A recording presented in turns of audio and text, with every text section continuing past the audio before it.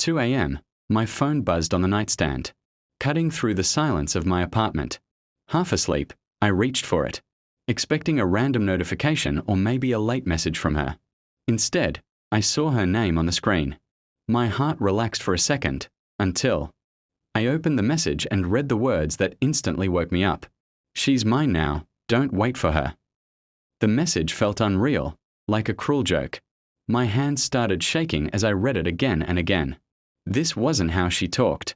This wasn't her tone. And yet, the message came from her phone. I tried calling her immediately. Once, twice, straight to voicemail. I sent a message asking where she was and why someone else was using her phone. No reply. The silence felt heavier than the message itself, pressing on my chest. My mind raced back to the past few months. The late nights at work. The sudden distance.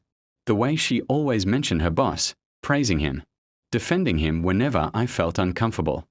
I had told myself I was being insecure, that I trusted her. Unable to sit still, I grabbed my keys and drove to her apartment. The lights were off, and her car wasn't there. That sick feeling in my stomach grew stronger. I stood outside for a long time, staring at the door, hoping she'd walk out and explain everything.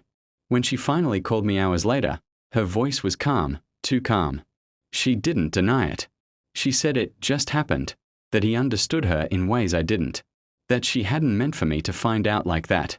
Hearing her explain betrayal, as if it were a misunderstanding, broke something inside me. I asked her why he felt comfortable enough to text me from her phone. She went quiet.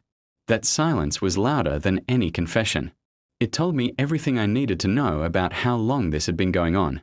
Anger came later. At first, there was only disappointment. I had built my future around someone who let another man claim her like property. Someone who didn't even have the courage to end things herself. I deleted her number that morning. I blocked her on everything.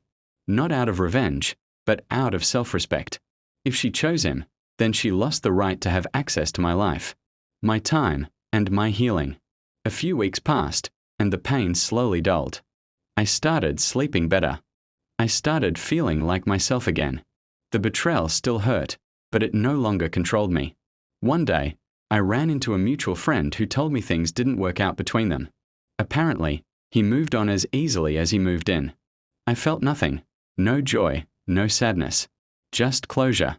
That 2 a.m. text changed my life, but not in the way they probably expected. It didn't destroy me. It taught me that loyalty matters. That silence can be an answer. And that walking away is sometimes the strongest response to betrayal.